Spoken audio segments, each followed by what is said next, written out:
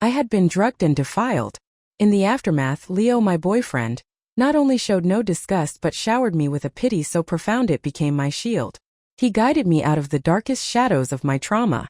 Then, after we were married, I found his secret WeChat account.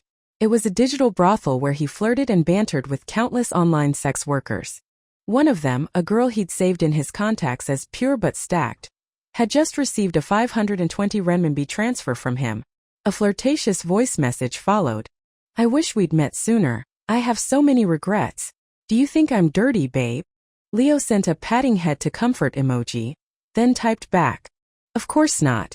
The one I married is far dirtier. You're much cleaner than she is. The man who called me dirty was in the kitchen, making me a midnight snack. 10 minutes earlier, I had shaken him from a deep sleep, whispering that I was craving hand-pulled noodles.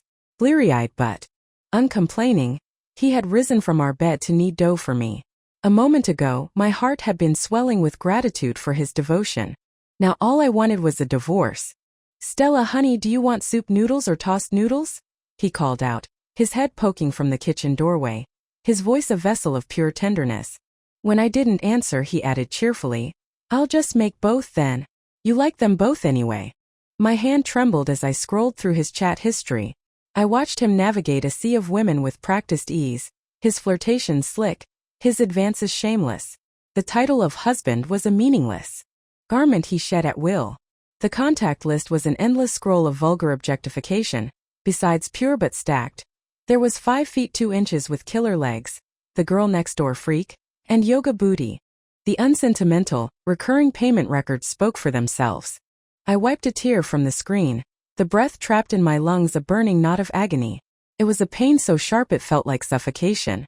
I thought one flavor would be boring, so I made you a tomato soup base and a spicy chili toss. Take your pick. The fragrant steam curled under my nose as Leo placed 2 steaming bowls before me. His fingertips were flushed red from the heat. In the past, I would have cradled his hands in mine, my heart aching with tenderness for him. But now, all I could see was his conversation with a contact labeled, the madam. Sweetie, I've got all kinds of girls. The price matches the quality. Take your pick. Leo had selected 2. Just one is boring. He had typed back playfully. Let's try 2 different styles at the same time. His tone was exactly the same as it was now. As if women and noodles were interchangeable commodities, items for him to sample and discard at his leisure. What are you waiting for? Eat up before the noodles get clumpy. He casually took the phone from my hand, teasing me with a feigned intimacy. Don't you know me by now? We can look at it together after you eat. He was right. He knew every dark corner of my past. And I had foolishly believed I knew the man sleeping beside me. In my eyes, Leo had always been the epitome of self-control and integrity. He maintained a perfect, respectful distance from my friends and the female colleagues who openly adored him. His phone, never locked, was always left face up, a testament to his supposed transparency. If I hadn't accidentally stumbled upon that hidden app, I would never have seen his true face. The thought sent a wave of nausea through me. I clapped a hand over my mouth, my head bowed, and saw a housefly land on the glistening surface of the spicy noodles. I'll take this one, Leo said, misinterpreting my revulsion. It's cold out anyway. You have the hot soup, it'll warm you up. He pulled the bowl of tossed noodles in front of himself. Watching him slurp them down with gusto, a cold, hard question escaped my lips. Leo, don't you get sick of shoving just anything in your mouth? Don't you find it dirty? He froze, the smile on his face cracking like thin ice. After a moment he scrambled for an excuse, forcing a laugh. Dirty? How could it be? It's much cleaner than what you'd get at some cheap restaurant. His reply to the online girl flashed in my mind's eye. The one I married is far dirtier. You're much cleaner than she is. My memory plunged back 4 years, into a dark, suffocating alley. The rich scent of red wine, the tearing of fabric. Corner. Untouched by light, where the stench of stale alcohol, sweat, and smoke became my entire world, seeping into every pore of my skin. He was right. I was the dirty one. I always had been. Dirtier than the women who sold their bodies for money. With a strangled cry, I lunged forward and scraped both bowls of noodles into the trash can. Leo's patience finally snapped. Stella, what the hell is wrong with you? He roared. You're the one who woke me up demanding food, and now you're the one throwing a fit and dumping it out. It was a damn fly. It's not like I asked you to eat it. But the horrified pallor of my face must have told him he'd said the wrong thing. He took a gulp of ice water, his tone softening into a manipulative performance of contrition. Stella, baby, I didn't mean to yell at you. He pointed a finger at the clock on the wall, his voice laced with a pathetic, wounded tone. It's 3 in the morning. I worked for an hour because you said you were hungry, and then you just threw it all away. Anyone would be upset. That gentle, cultured demeanor had become a grotesque mask, more jarring with every passing second. A cold smile touched my lips, but it didn't reach my eyes. You forgot, Leo. I am dirty. And I am sick. My voice was brittle. But don't you forget that you're the one who begged me, with vows of eternal love, to be your wife. If you're having second thoughts, it's not too late to back out. His pupils contracted. He gripped my wrist, his voice dropping to a desperate whisper. I'm sorry. You know that's not what I meant. Let's not fight over something so small. Suddenly, my heart began to pound erratically. A cold sweat prickled my skin, and phantom aches bloomed in my limbs. They were the telltale signs of a PTSD episode. The assault had left me with deep psychological scars Leo had spent 3 years helping me heal. It was one of the main reasons I had married him. I was terrified that if we continued to fight, the wounds I had worked so hard to close would be ripped open again, trapping me in that endless cycle of pain. So I lowered my gaze, my voice hoarse. I've lost my appetite. Let's just go to sleep. In my mind, a different plan was forming. Tomorrow, when we were both calm, we would sit down and discuss our divorce. He thought I was dirty. I knew he was rotten. Two people who despised each other had no business being together. Okay, you go ahead. He paused. Look at me. I completely forgot to remind you to take your medicine. He tapped a few pills into my palm and stood up to clear the dishes he'd rescued from the trash. I gave a flat, and slipped the pills under my tongue, downing the glass of water in one gulp. Across the room, Leo let out a sigh of relief. The pills were to prevent a relapse of my post-traumatic stress. Among them was a strong sedative. I went to the bathroom, spit the undissolved tablets into the toilet, and flushed them away before climbing into bed. A moment later, Leo slipped in behind me. Just as he had for 1,000 nights before, he wrapped his arms around me, his hands seeking out my perpetually cold feet to warm them, his palm patting my back in a gentle, rhythmic comfort. I felt a dizzying sense of disorientation. For a moment, I couldn't distinguish which version of him was real. I don't know how much time passed before a faint tapping sound broke the silence. I feigned turning over in my sleep. I saw Leo, his back to me, fingers flying across his phone screen. Baby, you asleep? The missus at home insisted on hand-pulled noodles. I've been serving her all night. I'm exhausted. Will you give me a massage later to make it better? Pure but Stacked replied instantly with a hotel location pin. Barely a mile from our home. You made me wait this long. You're going to have to compensate me properly. A smile spread across Leo's face. He sat up, moving with a quiet stealth, and began to dress. His excitement was a palpable energy in the dark room. Suddenly, he turned and walked toward me. I squeezed my eyes shut. A soft, damp kiss landed on my forehead, followed by his hushed whisper. Get some more sleep, my love. I'm going to go line up for those soup dumplings you love. I clutched the quilt, hot tears silently soaking my pillow. There was a famous soup dumpling shop on the other side of the city that I adored. Every week, without fail, Leo would go buy them for me. The round trip, plus the notoriously long line, took at least 2 hours. He always left before dawn. But lately the dumplings had tasted different. Sometimes they were indistinguishable from the generic ones sold at the breakfast stall downstairs. I had assumed the shop's quality. Control was slipping. I'd even told Leo not to go to so much trouble, that he could just buy them nearby. He always waved my concerns away with a look of pure, selfless devotion. Now I understood. All those details I had mistaken for love were just components of an elaborate lie. It wasn't the dumplings that had changed. It was our relationship that had spoiled. This time I didn't hesitate. I picked up my phone and sent him a message. When you're done, come home for a divorce. I slumped to the floor, wanting to pack but feeling paralyzed. The closet was full of beautiful clothes he had bought me. The jewelry on my vanity. Each piece a symbol of a promise now broken. In a vase on the table, champagne roses were in full bloom. An anniversary surprise from 2 days ago. To be fair, Leo had been good to me. But this man who spoiled me with gifts and affection was the same man who slept with prostitutes while professing his love for me, the same man who secretly held me in the deepest contempt. It took him less than half an hour to race back, a box of steaming soup dumplings in his hand. His face was a mask of panic and anger. "Stella, didn't we promise we would never ever say that word?" I reached out, straightened the collar on his shirt, and brushed a crease from his pants. "You don't look like you just came from buying breakfast," I said, my voice dripping with sarcasm. "You look like you just crawled out of someone else's bed." His voice rose, his denial loud and theatrical. "That's ridiculous. I was in a hurry running back to you. That's why my clothes are a mess." His eyes darted away for a second. To cover his guilt, he dropped to his knees and wrapped his arms around my legs. "Stella, you can't let me go, you know you can't. Let's stop torturing each other. Okay?" He had said those exact words to me countless times. In college, I was the campus belle with suitors lining up around the block. Leo was one of them.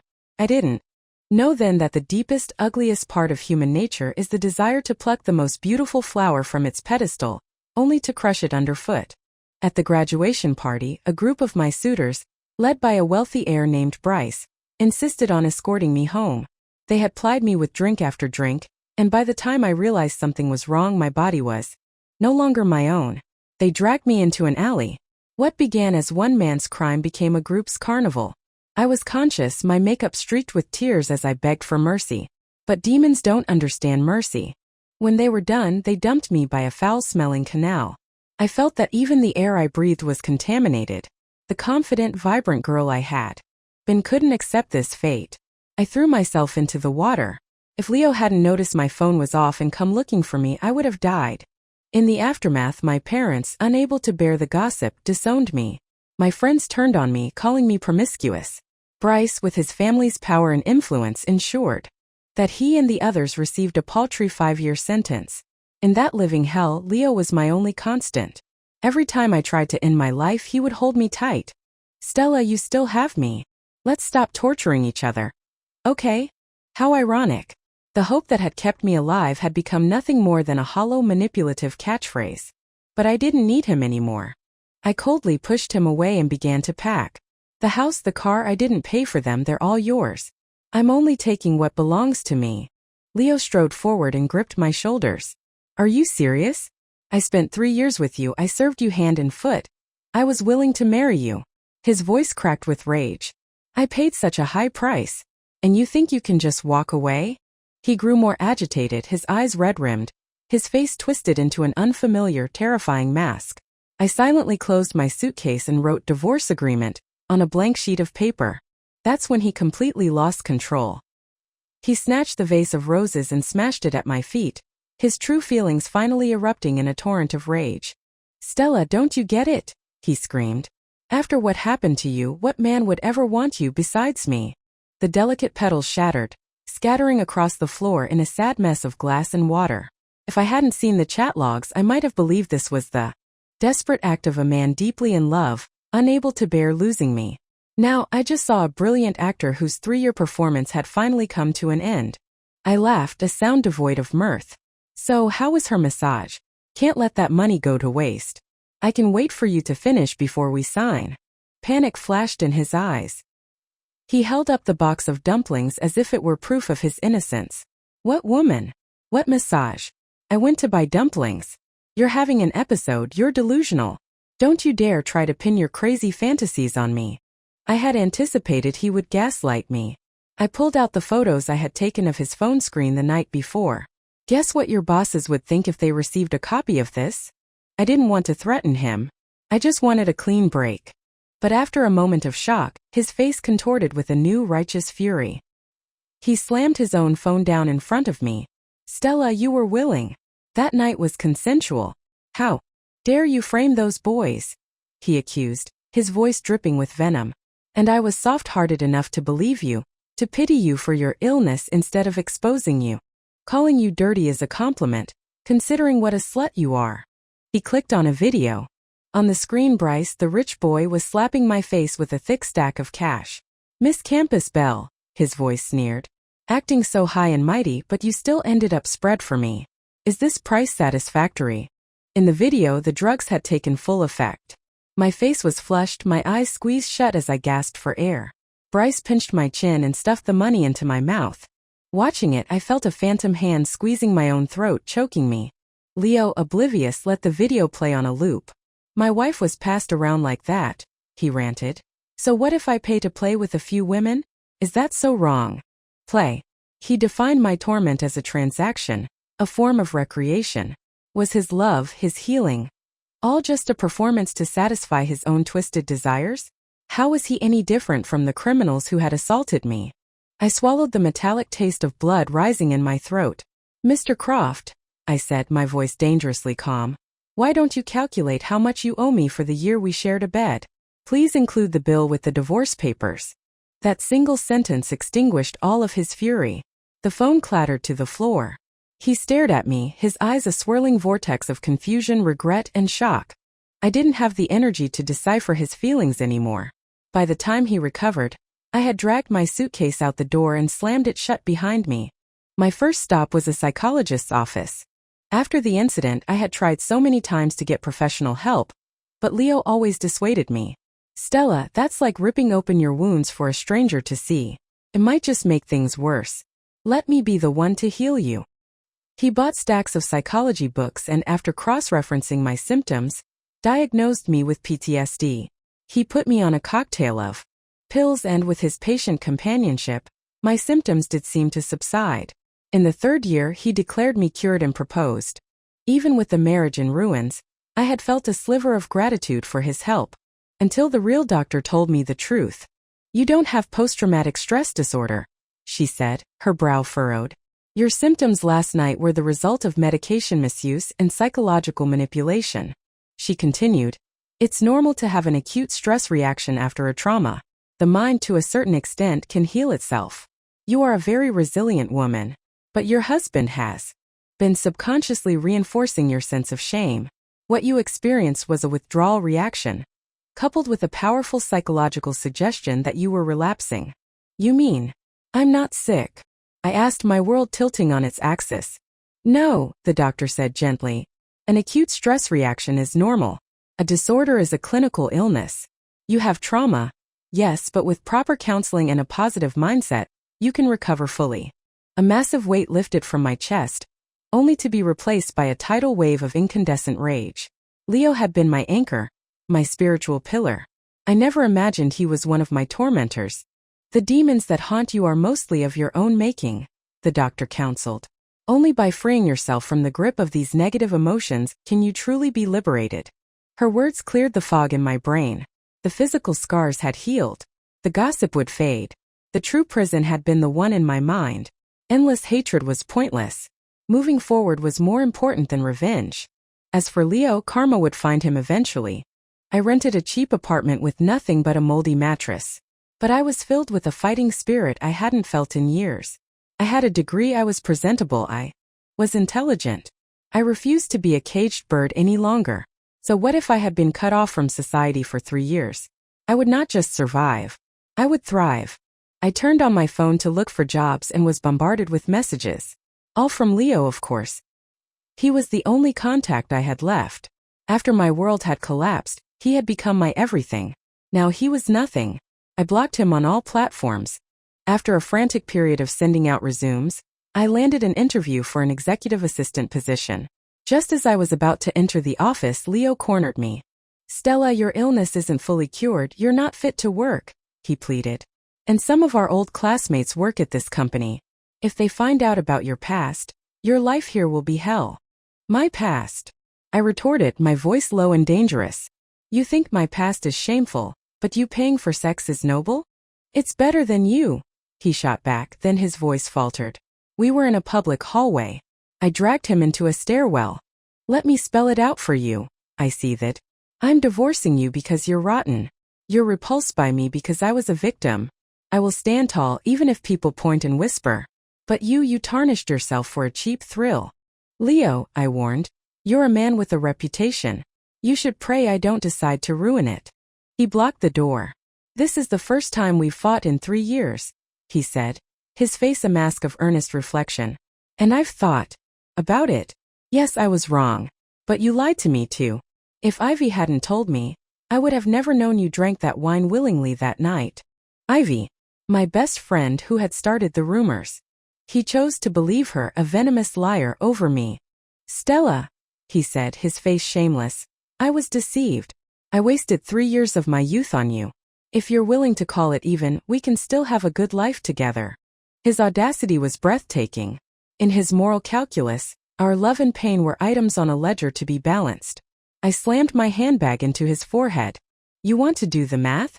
Let's do the math, I shouted. In college, you harassed me and my parents. At the party, you were the one pushing drinks on me. You manipulated me, you isolated me, you medicated me not for my health, but to keep me dependent and weak, terrified I would leave you if I ever got well. You don't love me. You only love yourself. With every word, the color drained from his face. The zipper on my bag had cut his cheek, and blood trickled down his face. He pulled me into a desperate, pathetic hug. Stella, it was my first time in love. I made mistakes. Give me one more chance. I shoved him away, laughing. It may have been your first time in love, Leo, but we both know it wasn't your first time with a woman. Stop pretending to be pure. He stumbled and fell. The fog of our shared past had finally cleared, revealing a harsh truth. His initial affection may have been real, but so was his deep-seated disgust. My fall from grace had tarnished his white moonlight, and only by indulging in filth could he feel a sense of balance. His phone slid from his pocket. A new notification popped up from a contact named Blushing Jr. A new one already? I sneered. Was the last one not up to par?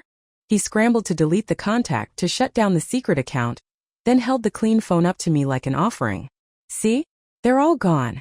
It will never happen again. Please forgive me one last time. I was defiled once, Leo. You have defiled yourself countless times. Any male escort I could hire would be cleaner than you. The dead seriousness in my face finally broke through his delusion. He knew at last that I was done. The interviewer told me I had been unconditionally rejected. He hinted that they didn't hire employees with chaotic personal lives. The irony was staggering. Why was I, the victim, being punished while a degenerate like Leo expected to live his life without consequence? That was the moment I decided to burn it all down. I sent all the evidence to the police, reporting him for soliciting prostitution. Then I sent a copy to every single person in his department, from his boss to his interns. A video of our argument in the hallway went viral. I leaned into it, starting my own social media channel. I told my story, from my oppressive family to the triumph of escaping through education, to the tragedy that brought me down, to my fight to rise again. My story resonated. I gained hundreds of thousands of followers overnight. The donations from one live stream were more than a month's salary. I started a foundation with the money, dedicated to helping girls in impoverished areas get an education.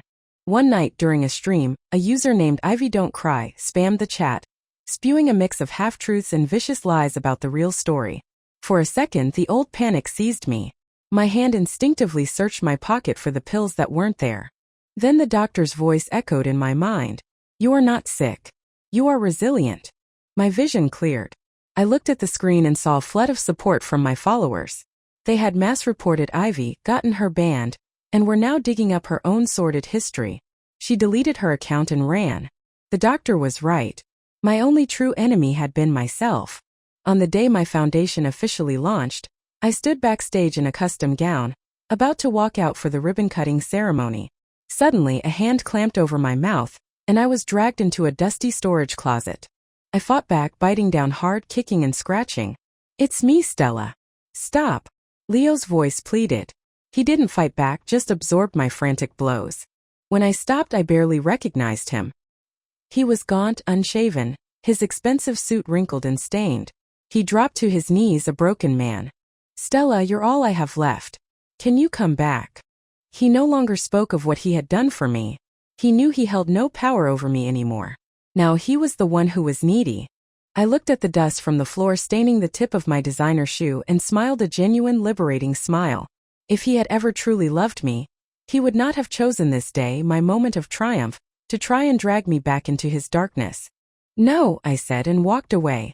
On the red carpet, I kicked off the painful high heels and tore the restrictive hem of my gown.